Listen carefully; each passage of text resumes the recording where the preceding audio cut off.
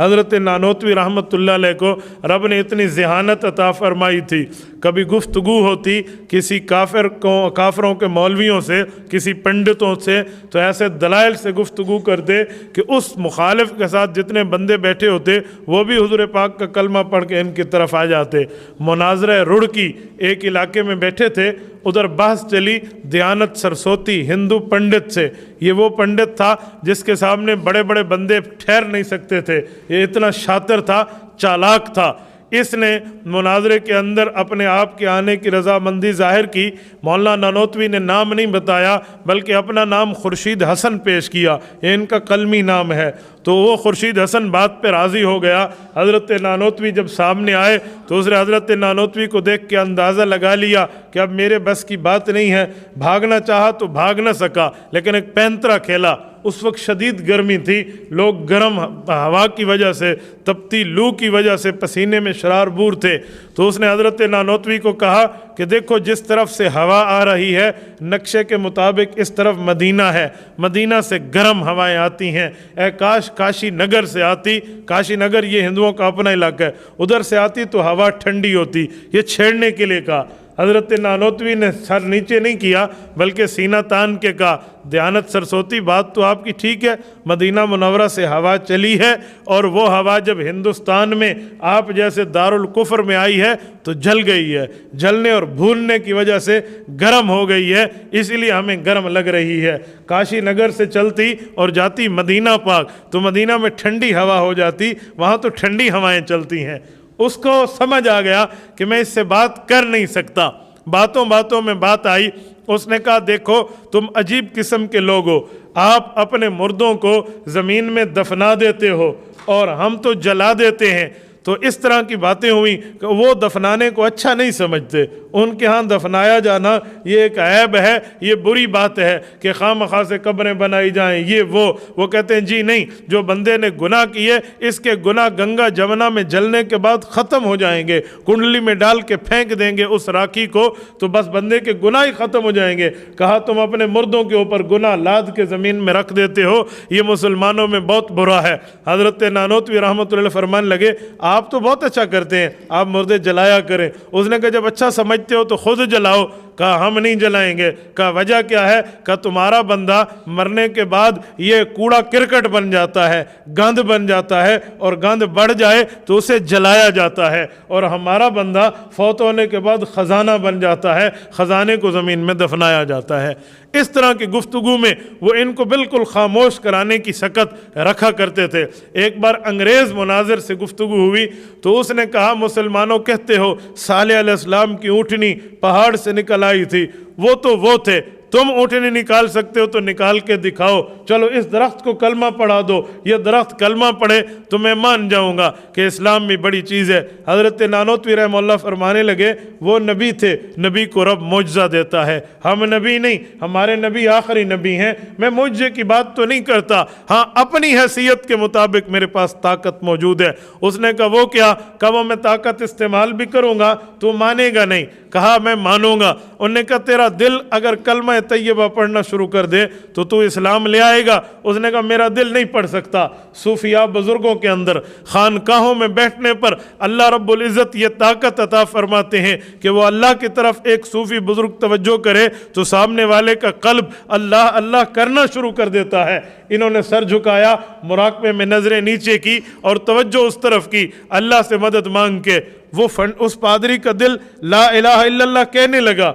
अब महसूस भी उसे हुआ, उसने माना भी, लेकिन उसने कहा तो अपने जादू कर दिया, मैं जो है ना ये पढ़ता नहीं हूँ। हज़रत नानोतवी रहमतुल्लाहि अलैह लखनऊ में जा रहे थे तो एक अजीब किस्म के लोगों से इनकी मुलाकात हुई। वो लोग कहते थे कि ये जो जानवर है इस जानवर में 7 नहीं 8 चीज़ें हराम हैं। इन्होंने कहा 7 चीज़ें तो शरीयत में हैं, 8वीं कौन सी वो नई चीज़ आ गई है जो हुजूर अलैहिस्सलाम को तो नहीं मिली, तुमने 8वीं चीज़ हराम कर दी। उन्होंने कहा इस बकरे में 8वीं चीज़ हराम जो है ये वो है जिसे गुर्दा कहते हैं। हम सराकी में जब बुकी आते हैं, कहा ये हराम है, ये 8वीं चीज़ हलाल नहीं है।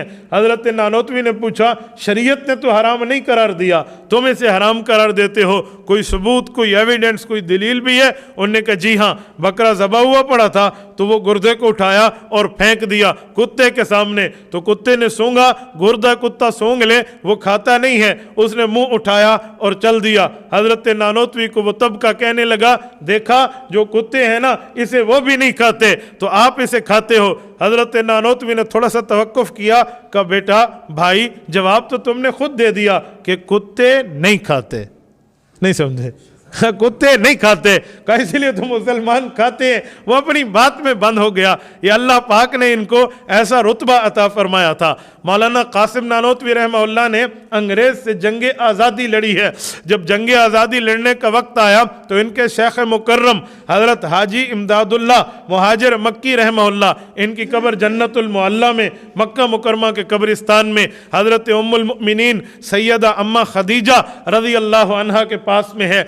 हज़रत इनके ये शेख थे, तो उन्होंने फरमाया बेटा अंग्रेज़ से जंग तो करनी चाहिए, मानता मैं भी हूँ, वो हमारे इलाके पे काबिज़ हैं, लेकिन ये वक्त नहीं है, हमारे पास अभी इतनी तैयारी नहीं है। ये फरमान लगे उस्ताद जी आपकी बात अपनी जगह, लेकिन जब जंग बदर का वक्त आया था तो 313 सहाबा के पास 8 के पास तलवारें थीं, 2 के पास घोड़े थे, 10 के पास ज़िरा थी। वो छड़ियाँ हाथ में लेकर हुज़ूर पाक के फरमाने पे निकले थे। रब ने आसमान से बेखमसत आलाफ मिनल मलाइकत मुर्दिफीन 5000 फरिश्ते उनके लिए भेजे। इनकी छड़ियाँ तलवारों से भी बढ़ गईं और इनके डंडे वो नेज़ों से भी बढ़ के काम हो गए। हमारे पास तो इस वक्त की बंदूक भी है, हमारे पास अफराद भी ज़्यादा हैं, अगर आप इजाज़त देते तो हम चल पड़ते। इनके पीर कहने लगे बेटा है तो मेरा मुरीद, लेकिन तेरी इस हदीस पढ़ने से अल्लाह ने मेरे दिल को खोल दिया है, हम अंग्रेज़ से जंग के लिए तैयार हैं।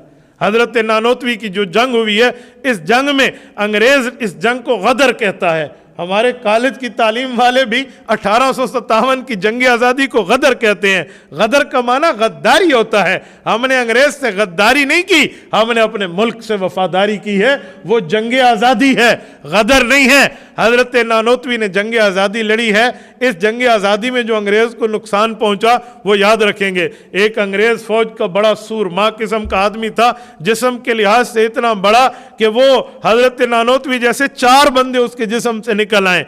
उनका इससे मुकाबला हुआ तो बज़ाहिर इनको पकड़ के भी पटक देता, लेकिन अल्लाह ने इनको कुव्वत अता फरमाई है। हदीस पाक में है जब बंदा चल रहा होता है तो मौत उसकी कमर के पीछे चल रही होती है। हज़रत नानोतवी के जहन में ये हदीस थी। वो इनको मारने के लिए आया तो उसने कहा कि मैंने अपनी तलवार से तुम पे वार करना है, अब तो मेरे वार को सहना बर्दाश्त करना सीख। जब ये जुमला कहा तो इन्होंने इतनी जोर से उसे जवाब दिया, कहा मुझे छोड़, पीछे देख अपने। उसने समझा पीछे कोई फौजी है, इनके जहन में था पीछे तेरी मौत है, वो जो हदीस में है। उसने मुड़ के पीछे देखा। अब एक बंदा पीछे देखे, दूसरा संभला हुआ हो तो वो बचता तो नहीं है। इन्होंने उसे तलवार मारी, वो 2 टुकड़े होके गिर गया। हज़रत नानोतवी के इस वार पे जो अंग्रेज़ को शिकस्त का जो है ना बदनुमा दाग उठाना पड़ा, वो तारीख में अनमिट नकूश के साथ सब्त है।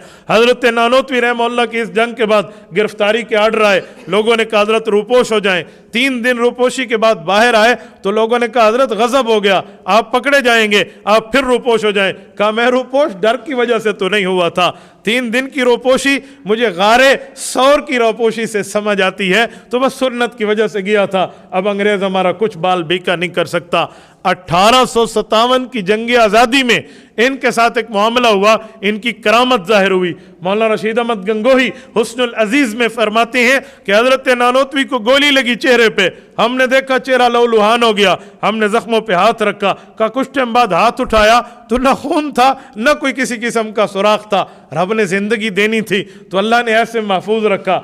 1883 में दारुल देवबंद की इनने बुनियाद रखी। 14 साल दारुल देवबंद में रहे हैं। शेखुल हिंद मौलाना महमूद हसन देवबंदी, जिसके नाम से दुनिया वाकिफ़ है, जिसकी हथकड़ियों को भी आज अंग्रेज़ ने लंदन की म्यूज़ियम में बतौर यादगार रखा है कि हमारे सबसे बड़े दुश्मन को हमने ये हथकड़ियाँ पहनाई थी, वो शेखुल हिंद इनका शागिर्द है। उन्होंने एक छत्ते के नीचे बैठ के, एक अनार के दरख्त के नीचे बैठ के इनसे सबक पढ़ा है। 12 साल साल तक हज़रत नानोतवी अल्लाह से मांगते रहे, लेकिन मदरसे की इमारत न बन सकी, इतना सरमाया नहीं था। हर दफ़ा मांगते, दुरूद पाक पढ़ते, कभी उम्रों पे जाते, कभी हज पे जाते।